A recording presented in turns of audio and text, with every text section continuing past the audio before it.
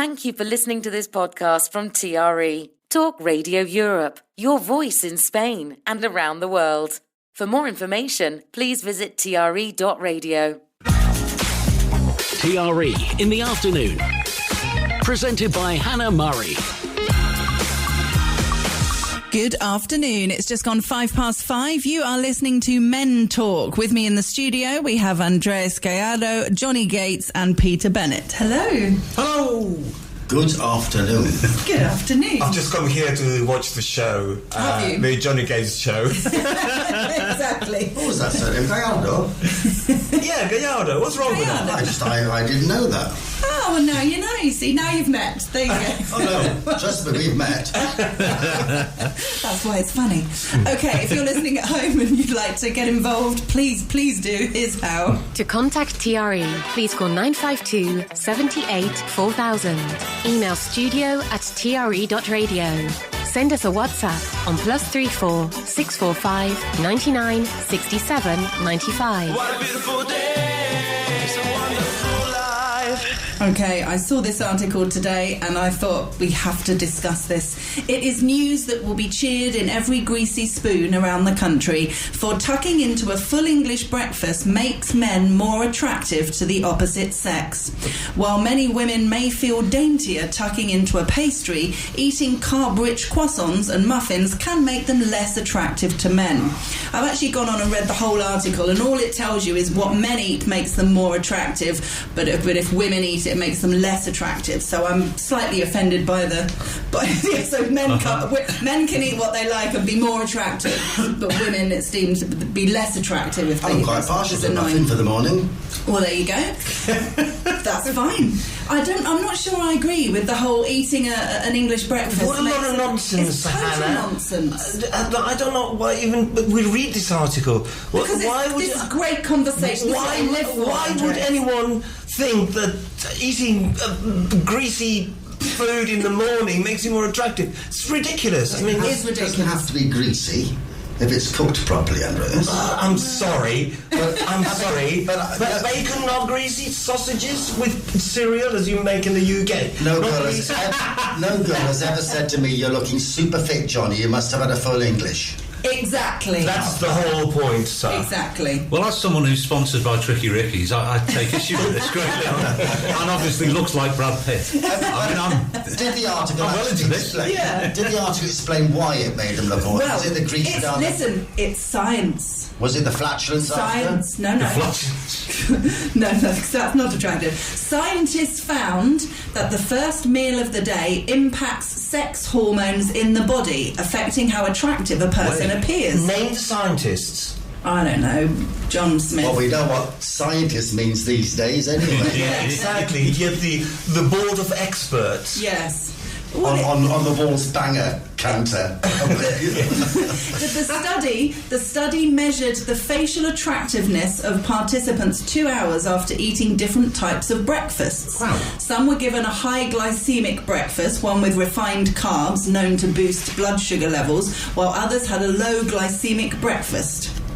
And apparently men fared really well with whatever they ate and women didn't so much, which is just great, isn't it? Who wrote that? Toddle. Some Chris Pollard, if you're listening. He goes to Tricky Ricky's as well. I'll be researching him later to see if he's part of the Bacon Council. He's the PR manager for Wolves Sausages. I mean, have you, joking aside, have you ever thought, and please be kind here, is there a particular food item that you associate with being attractive? So they always say, don't have spaghetti on a first date because it's kind of messy and goes everywhere.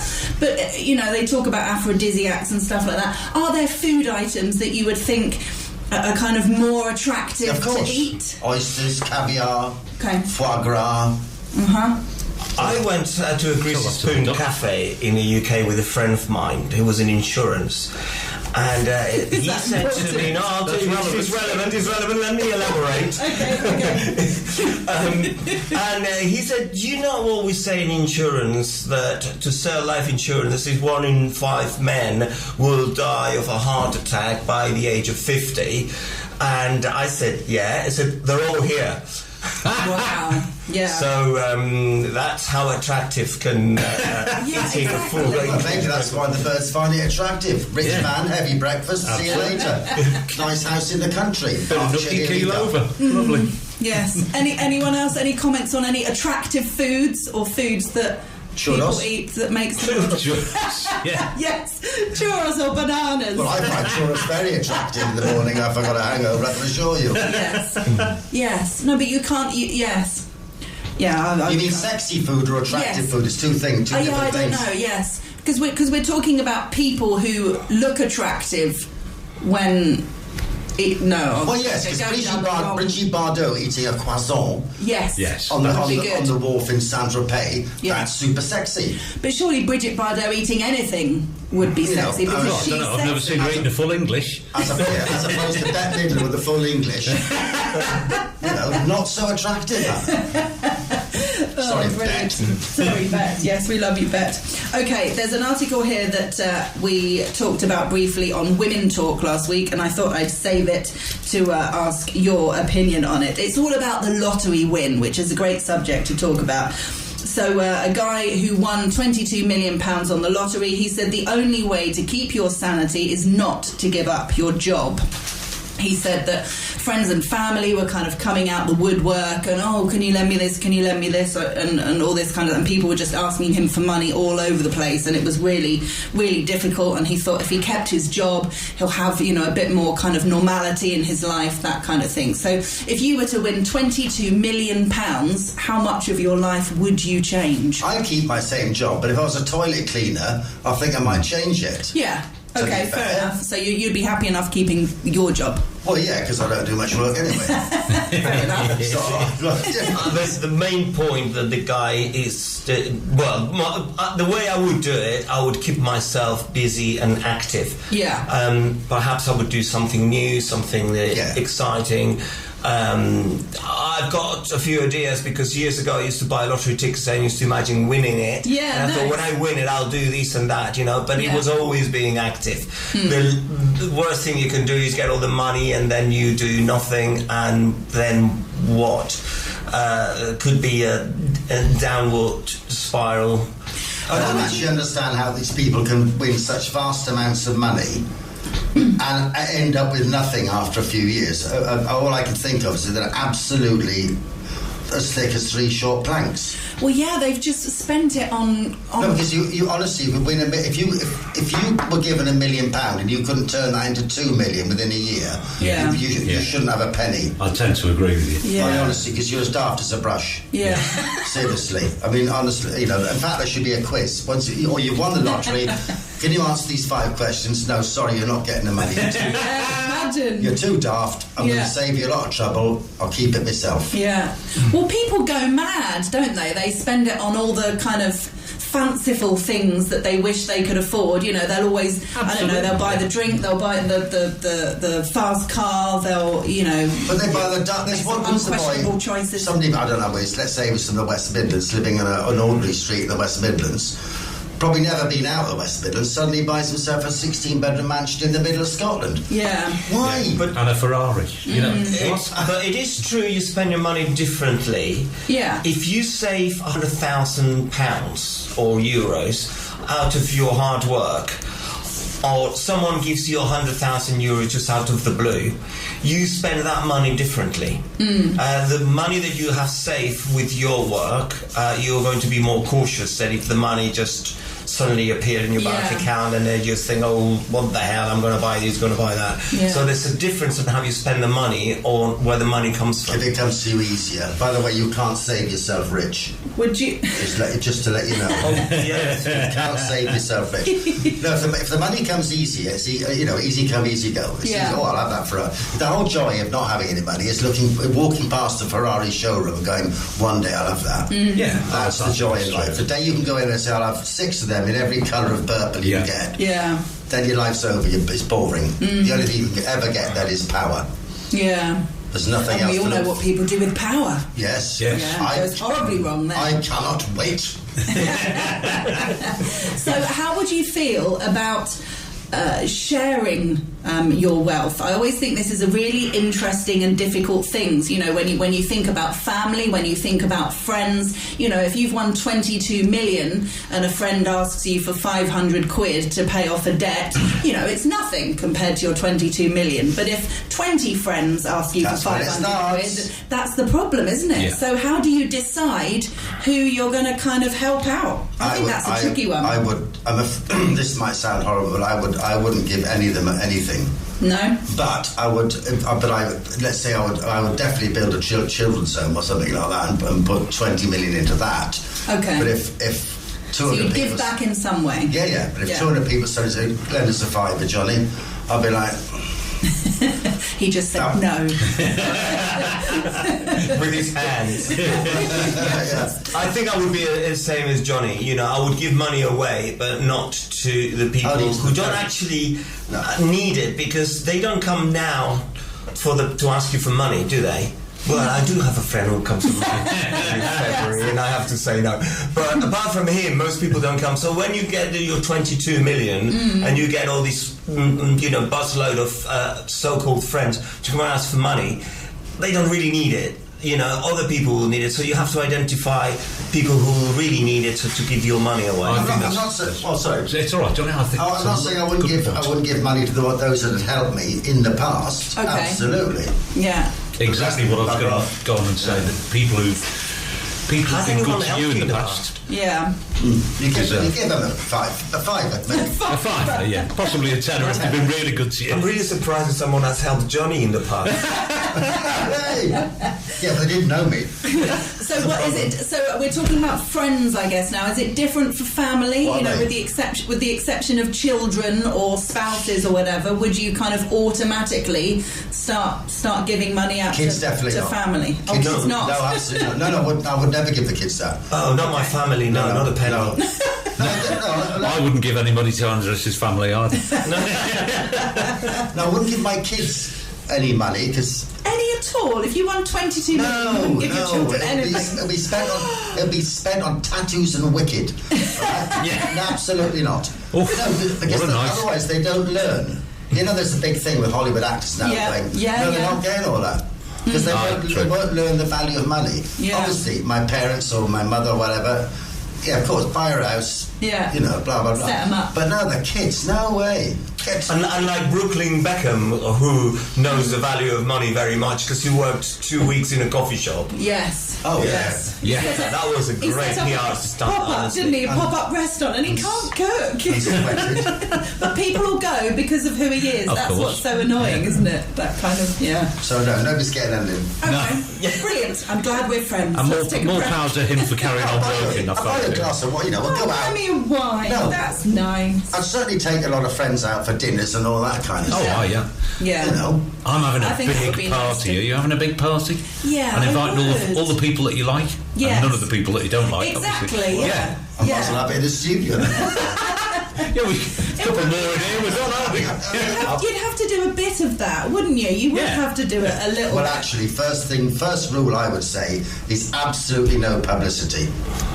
Well, this is the thing. So you You were wouldn't talking tell about anybody. this last week, though. I No, remember yes, hearing this wouldn't last tell week. anybody Yeah. at all. But if you weren't going to tell anybody, you couldn't suddenly throw a party for No, all but your it's mates. like when You'd you have got- to tell them. They'd go, "Where have you got this money from?" it's the same thing. When you rob a bank, you Yeah. tell all the boys in the gang, keep it quiet, lads.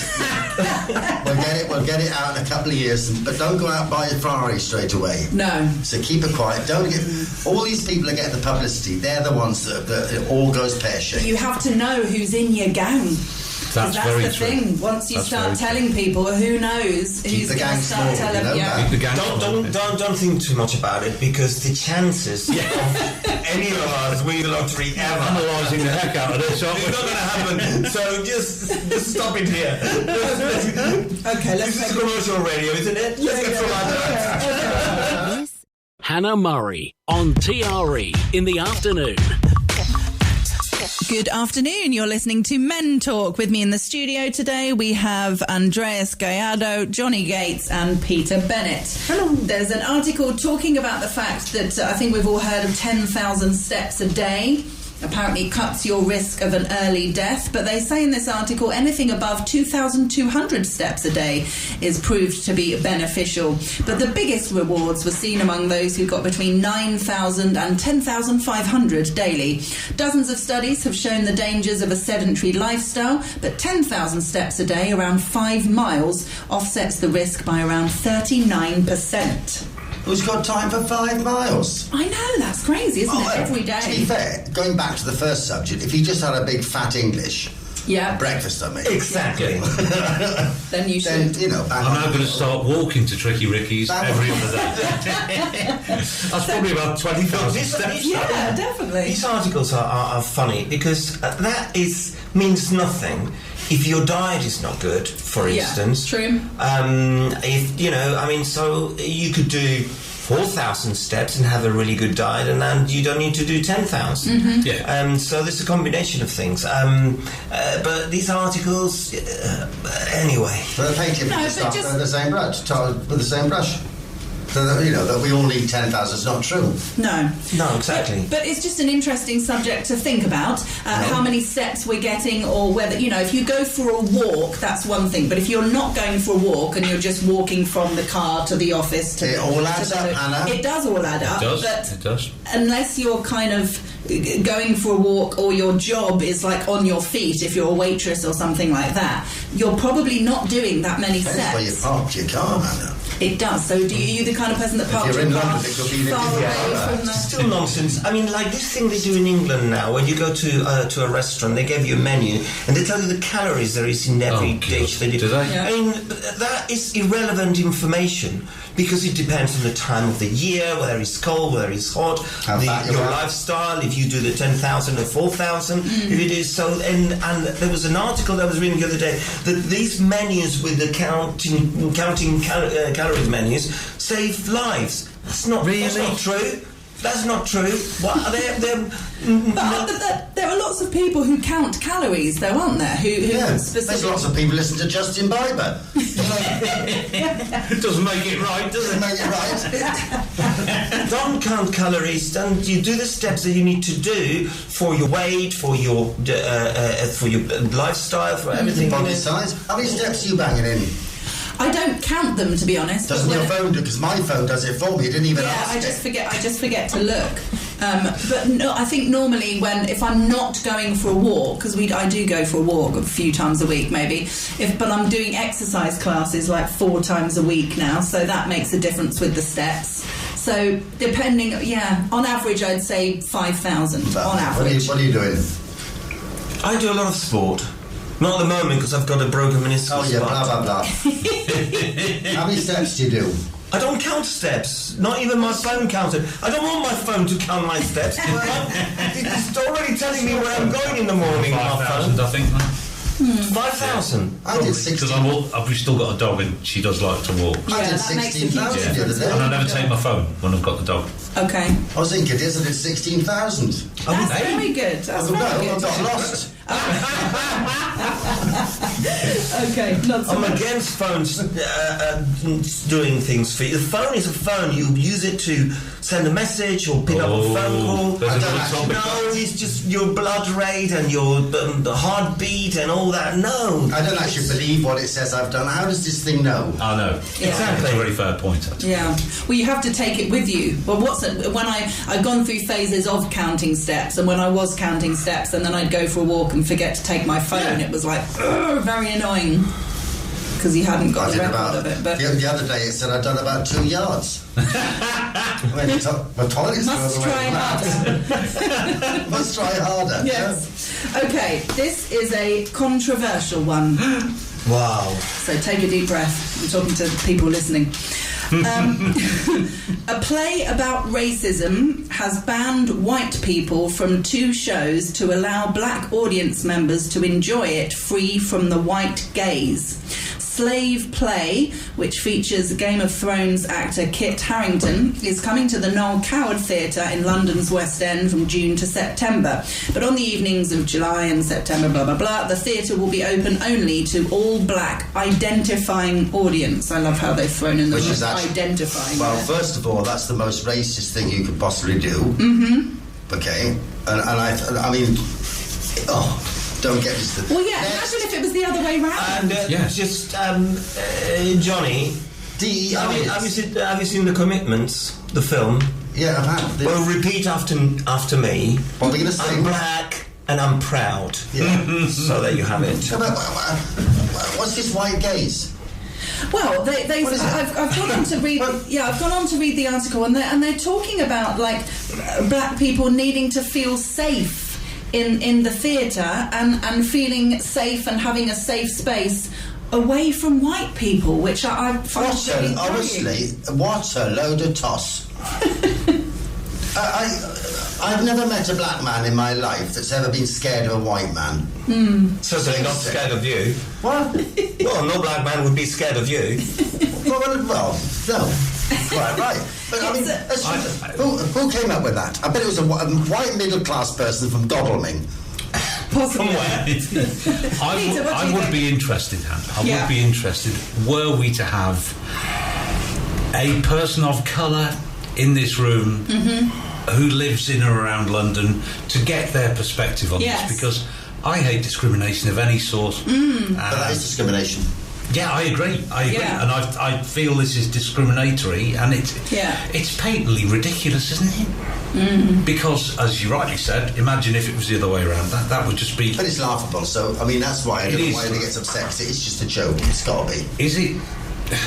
Is it just that the same PR department who are putting this stuff out there to get the play in the headlines? Well, I think that That's has a good got point, good more point. marketing in it than to get people to go and see the play. And then they drop the idea eventually. Because but it is a everybody knows the ridiculous play, thing right? to say you cannot be going to the theatre to see, because only black people can go. And that's totally ridiculous. Has the play been on? Yes, it's been on in America, and they've already done that. And with was the it a black house full of black people? It doesn't say, No, to be of honest, but course, they've already... of course it wasn't, because it was probably half empty, because most black people had gone, that's ridiculous. Yeah. And I mean, it just goes back, obviously, back in the days, in the 50s and stuff, before the civil rights movement, it goes back to segregation, where you weren't allowed to but be that's in what the they're same doing now. sex. That's what this Exactly, DEI they're doing it like for fun, like There's for something like this. The DEI stuff is exactly what that is, but it's against white people.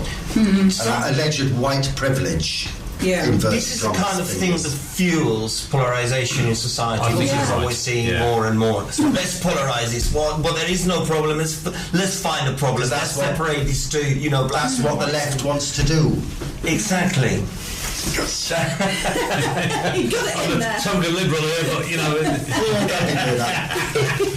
Right, we'll move on to another article which has a similar kind of thing to it. So, Caribbean nations have urged King Charles to apologise for the royal family's ancestral links to the slave trade. His Majesty has previously expressed sorrow over slavery, but campaigners yesterday claimed now is the time for an apology. Ridiculous.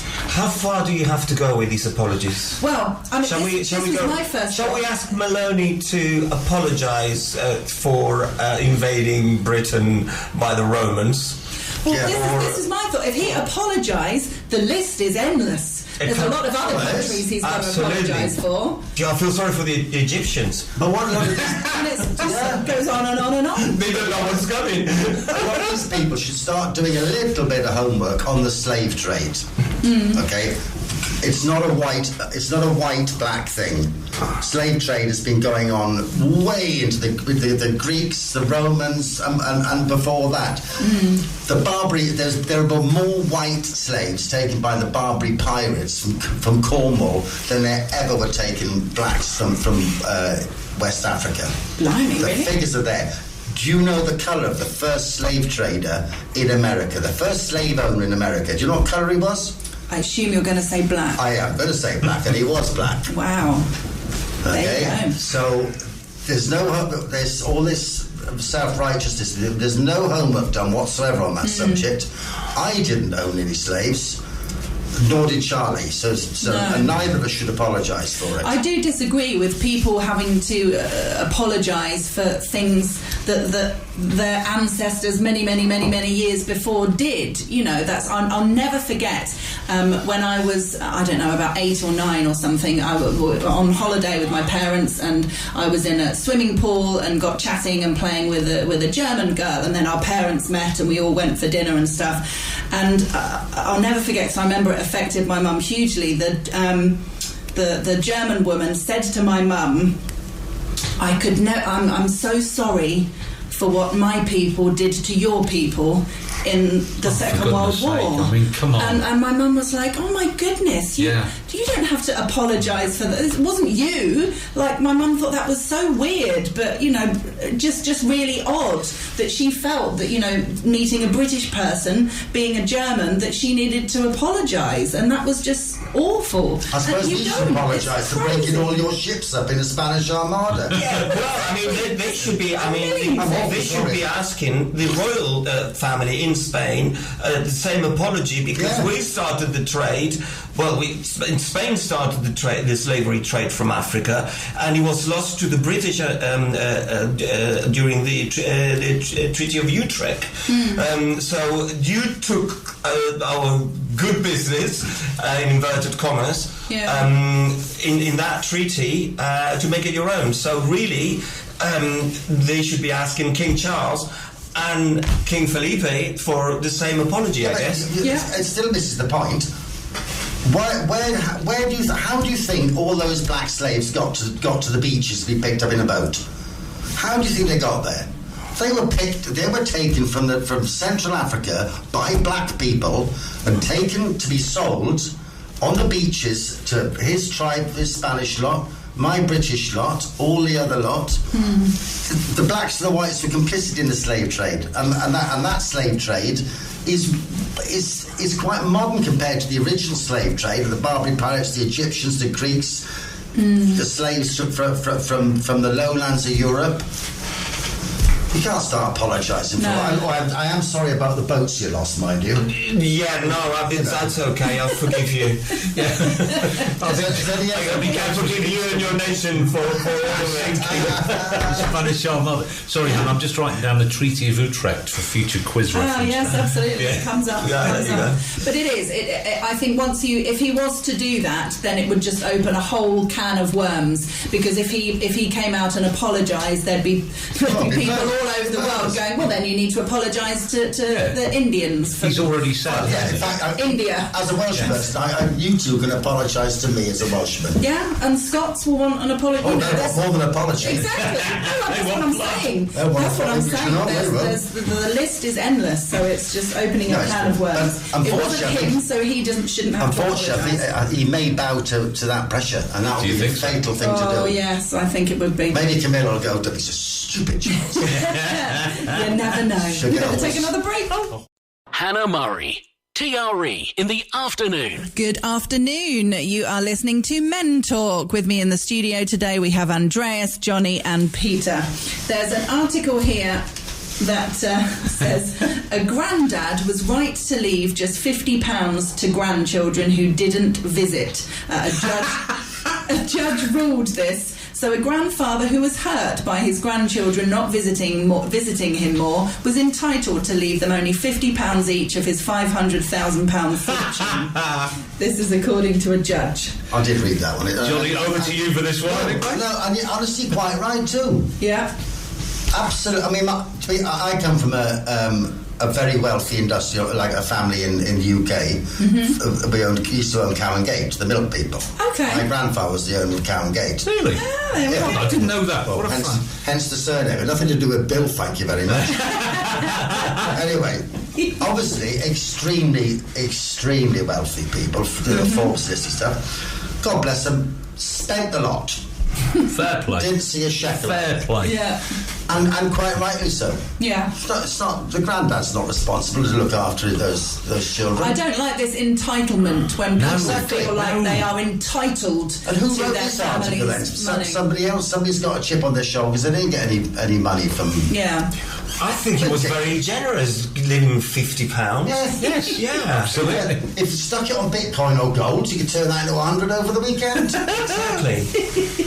Yeah, I think it's very sad when, and it happens all the time, when families are kind of squabbling over money and stuff when people pass. Well, I think it's sad really that people sad. actually look forward to the passing because there's a few quid in it. Oh, yeah. Or the Even house worse. and that kind of stuff. Yeah. I mean, it's terrible. I object to the whole entitlement. Well, that's mine, and that should be mine, and I'm entitled to that, and that kind of thing. But that I think happens it's all the sick. time. It really that does happen all the time. I would say in every other family. That's never crossed my mind. Or can't wait for a car kit. No, But absolutely. you wouldn't do it. No. I always think it's love. It's people. There's been articles before in the past about couples who say we're spending the kids' inheritance. There's a few kind of Instagram things that are set up. It's not their inheritance. No, I know, but they've made a joke of it, saying we're retired, we have some money, and we want to enjoy it, and we're going on cruises, we're going on holidays, so we're kind of spending the kids' inheritance. And I kind of think, well, good for you. Absolutely, if you want to enjoy your own money. You should. You shouldn't think, I can't go on holiday because I've got to leave some money to the kids. I mean, No. Make their own way in life. Absolutely. If you have educated your children well enough, they will be making their own money anyway. Yeah. So why worry about them? Yeah. Absolutely right. Children earning or gaining vast amounts of wealth from successful parents just creates a weak society because they don't understand how life works. Yeah. How profound is Johnny today? I know. He's on fire. I'm very surprised. Very profound on your statements here. Well, it's damp outside. I'm moist. He's riding that bike in the rain. No, need to be careful. Right, okay, moving on to relationships. It's a rite of passage for many an anxious boyfriend, but asking your partner's father for permission to propose to her may soon become a thing of the past. The younger generation is increasingly falling out of love with traditional wedding customs.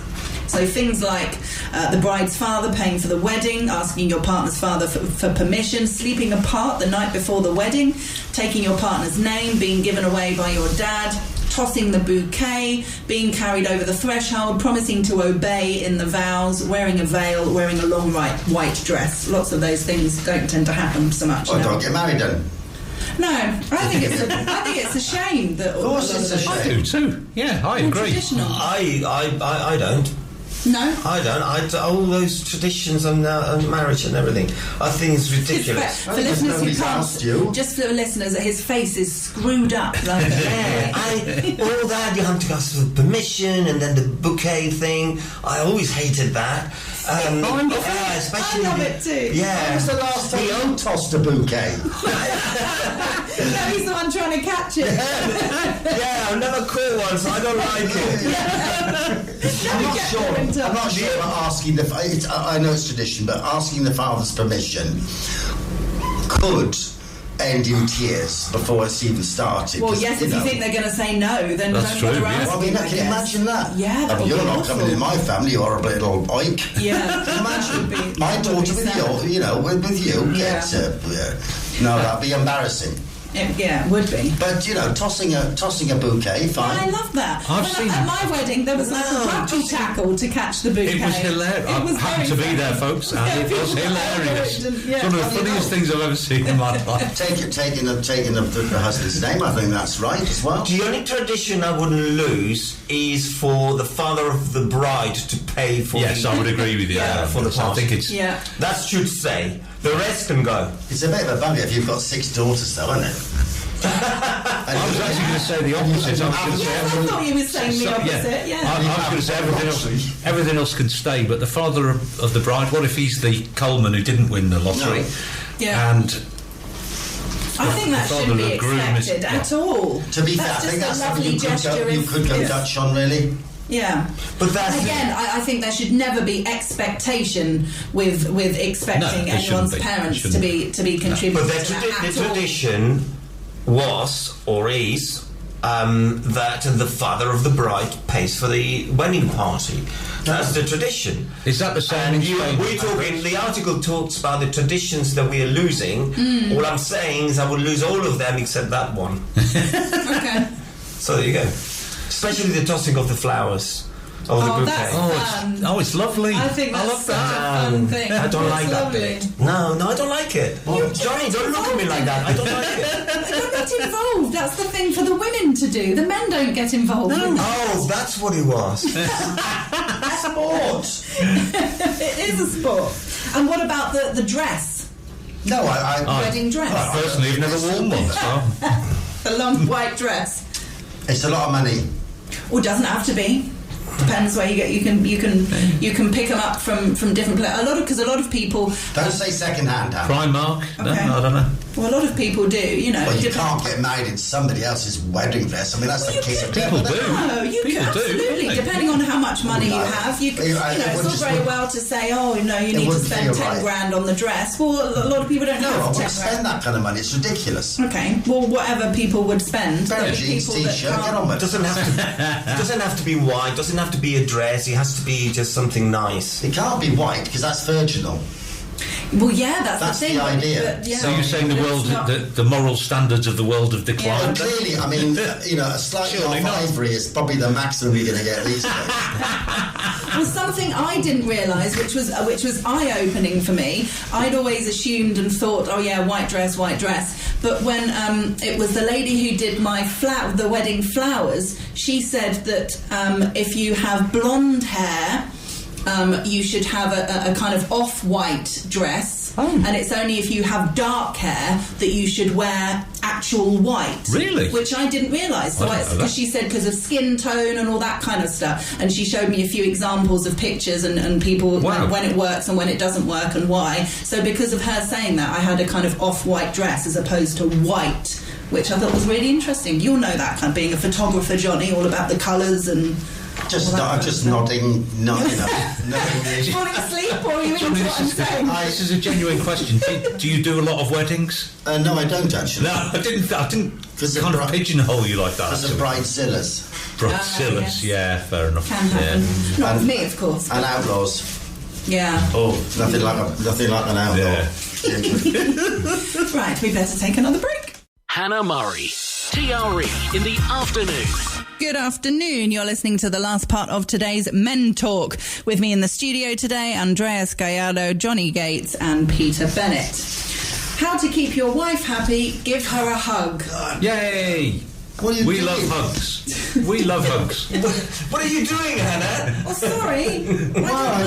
What? Can't we talk about hugs and Body language. wine? Well, Both you're good both if the you other leave fellows have me. taken their headphones off here. I didn't know that. You're telling me this on the radio. Hey! Oh, Johnny. Do you want to talk about your feelings? No. Okay. I'm very happy, thank you very much. Oh, good. Oh, well, there you go. As long as you're happy. Yeah, hugs are very important. Yeah. They Well done, are. Andrea. They- Yeah, I saved you there, Johnny. You owe me one. Yeah, hugs are very important in a relationship. You know, yeah, it's a good thing. It shows respect, emotion. It shows many things. So keep hugging your wife. Totally Yeah. agree. You can do Or your that. husband. If you got one, so that's my message to your listeners. Yeah. Hugging is a positive thing to do.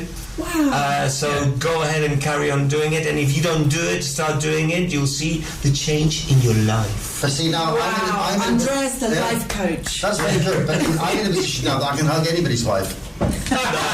Exactly, Johnny. Exactly. So, yes. Hugs are very important. I do agree with that. But some people aren't huggers. Some people, this is an intro. I think when you first kind of start dating, it's very important that you're on the same level of tactileness. I would agree. Because there are people who are kind of touchy-feely, hold Definitely. hands, hugging, touching the leg, whatever. And then there are people that, really don't like to be touched. You need to be the same. Yeah, Well, but so- if you're not in a relationship and you are with someone who doesn't like hugs, you have to train them to like them and to give them. Train and I'm them. sure that with patience and time, Yeah. they will fall for the goodness of a good That's heart. called wrestling. I like that. And I actually, I see the sense in Hannah, that, to be don't honest. let the listeners think that there's a sensitive soul to my left because it's just not right. But he makes a good... I mean, That's honestly. the sort of guy I am. Yes. Yes. You see? He knows me well. He was believable. I believed it. I think that hugs and holding hands are very important. Holding hands just as well. I just agree. As much. Yeah. Well, I disagree with that, just for the sake of it. No, the holding hands, I don't like the holding hands. No? No, holding hands, no. Hugs, as many and as often as you want. Why don't you like holding hands? There's something about it I don't like it. It's just a I way... knew I was right about him. there is a sense of possession when you're holding someone's hand, and I don't like that sense because no one possesses anybody. Yeah, true. So that's why I don't like that. However, a hug gives you a different it's a different expression of feelings and emotions. Holding hands is a possession thing. No hands. You know, holding hands. It's mutual, isn't it? No, it's not mutual. It's possession.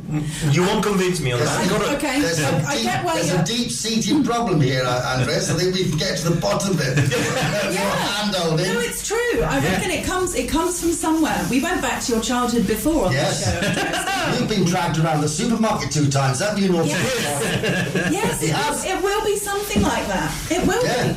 No, you can't have churros. I don't know where it comes from. That's what we came I from. know. Christmas presents. No, it wasn't Christmas present. It was birthday parties. Birthday parties. I don't do birthday parties.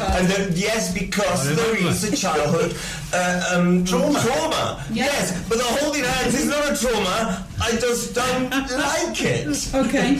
Hold my hand, Andres. Yeah, go on then.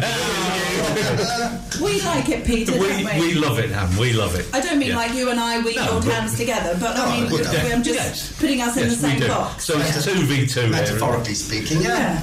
It's true. I think it's nice. If And anybody out there wants to hold my hand, please feel free. it happens. It should happen kind of organically.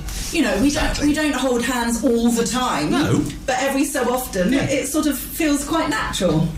Other Yeah, than for and only Andres. holding a hand, but it's possessive if it's a toddler, so about to walk in front of a Fiat or something. Yes. I think I could tell the difference if someone was holding my hand in and I mean a romantic partner. If someone held my hand in a possessive way, you'd know the difference between that Yes, and someone you holding would. your hand in a romantic way.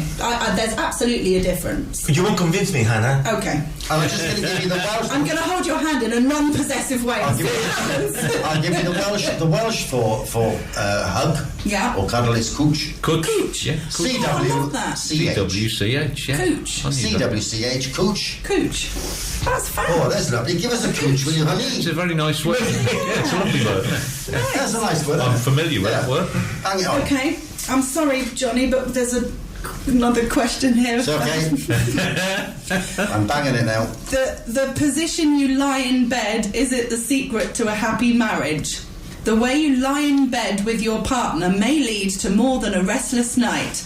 I find this kind of stuff absolute codswallop, but it makes for an interesting conversation. Yes. Couples who sleep back to back are more likely to feel secure in their relationship, while those who starfish with arms and legs outstretched have the most arguments. Well, yeah, because they're taking a bed up.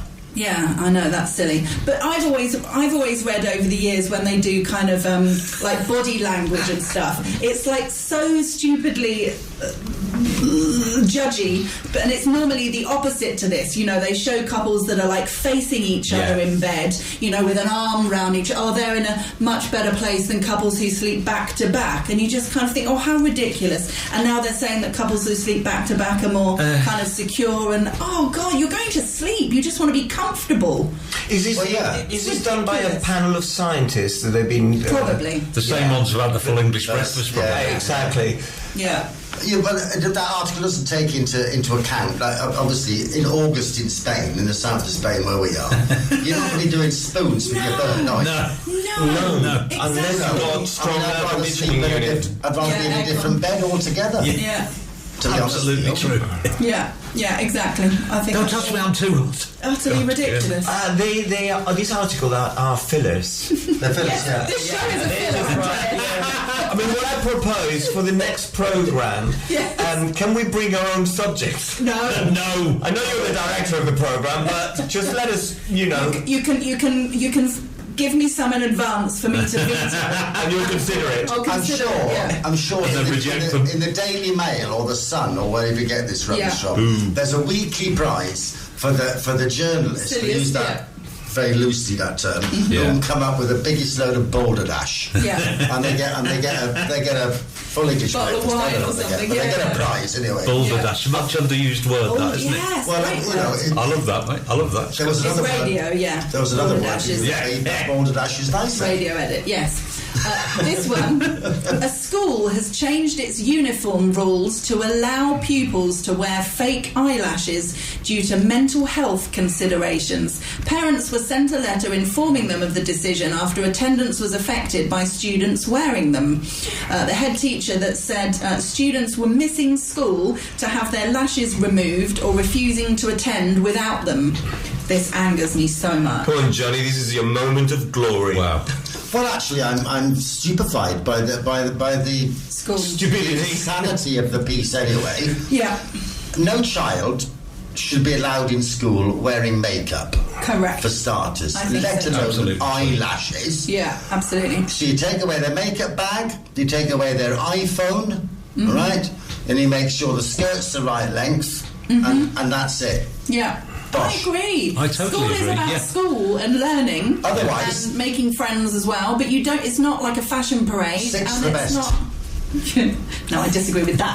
But, No, I don't. Yeah, I think that's utterly ridiculous. That they shouldn't. Children shouldn't be deciding on what's No. allowed and what's not Should allowed. they have- You know who to blame for that, and it's social media, it's TikTok, it's Facebook, it's all that malarkey. But why are teachers going by that and saying, okay, Oh, then you can Hannah, do... I mean, it's utter Hannah, madness. the teacher's probably got the best eyelashes in the class. That's the problem.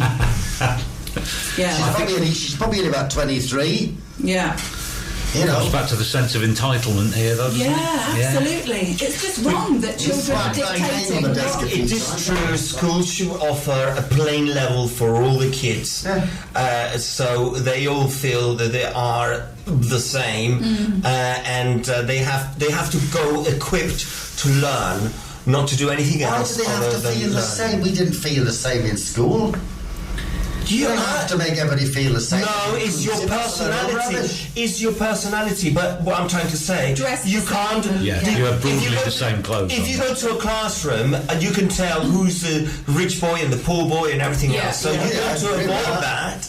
Yeah. You'd have a playing field and let your personality decide whether you're a leader, you're a follower, or you're whatever, Yeah. but not because of what you're wearing and how you're presenting or what iPhone number you've got in your Absolutely. pocket. Or what trainers you're wearing. Absolutely. I mean, For instance. my school was a full-on school uniform, black shoes, black Yes. trousers, blah blah blah, and the school tie, and it was amazing how many different ways you could wear that tie and get away with it. Exactly. Yes, Yeah, oh, that's yes. true. So That's did the you only have difference, though. Long and thin or short and fat? Big fat collar, the collar's up like that, collar down. Yeah. Put your What blades of sleeves so up. what was trendy shape of tie? When I was at school, it was short and fat. Yeah, we had short and fat Did all you? the time, yeah. I would when I went to I went when Grease came out. Yeah. I put Grease my hair and I went there and I could with the same uniform that everyone Yeah. was wearing, but everyone knew that I've seen the it up a film bit. and I was a leader.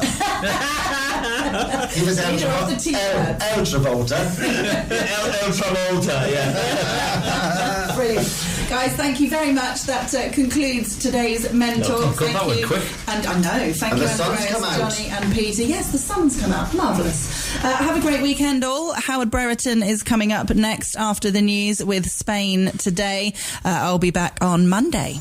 You've been listening to a TRE production. If you've enjoyed this programme, there'll be another episode waiting for you next week, right here on this platform, where you can also access our extensive back catalogue of shows and interviews.